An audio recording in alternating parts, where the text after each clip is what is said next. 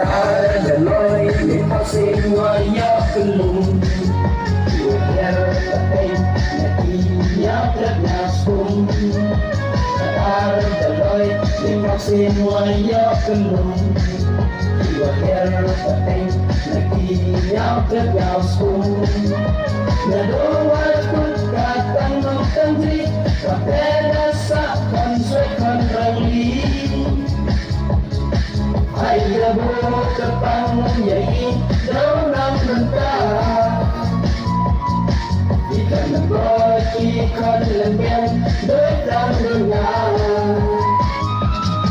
O sayayang panglot ikaw, wapan wain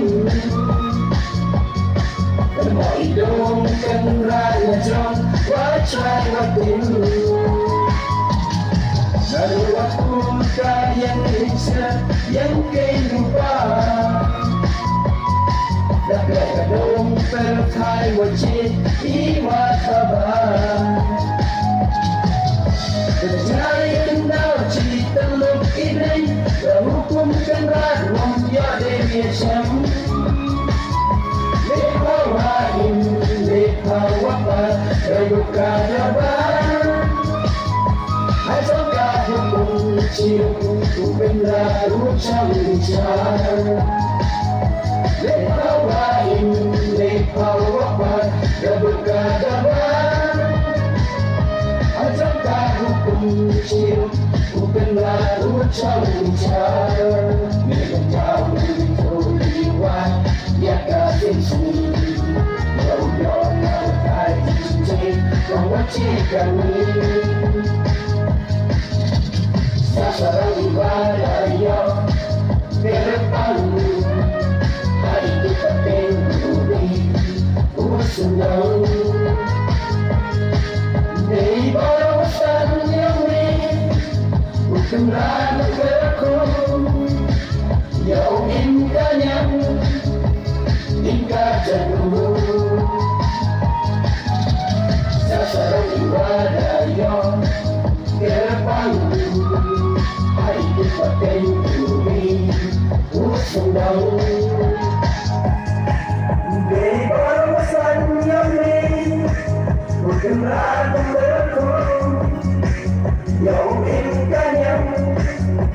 Hingga jatuh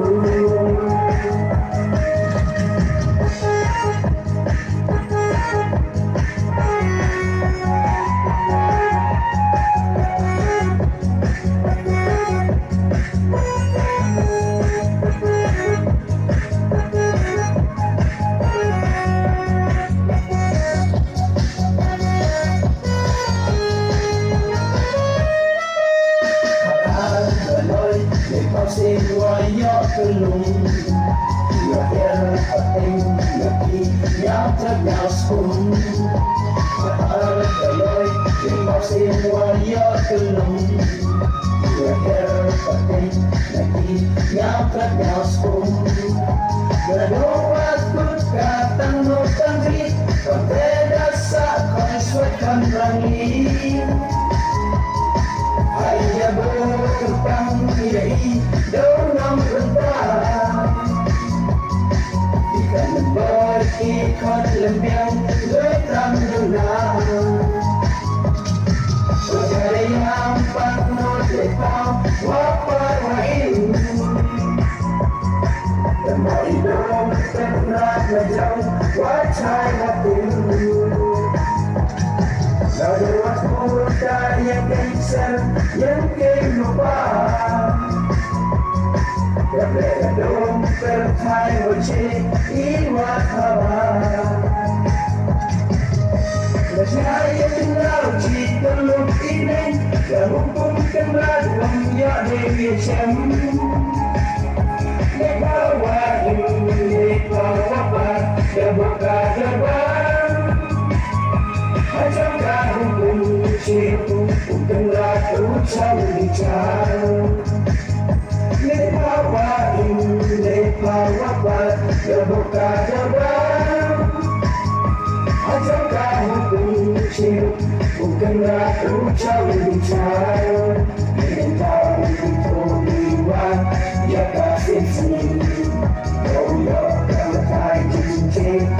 ciri kami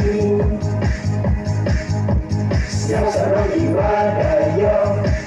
gerpalu hai kepaten kuri usunau dari permasalahan yang bukan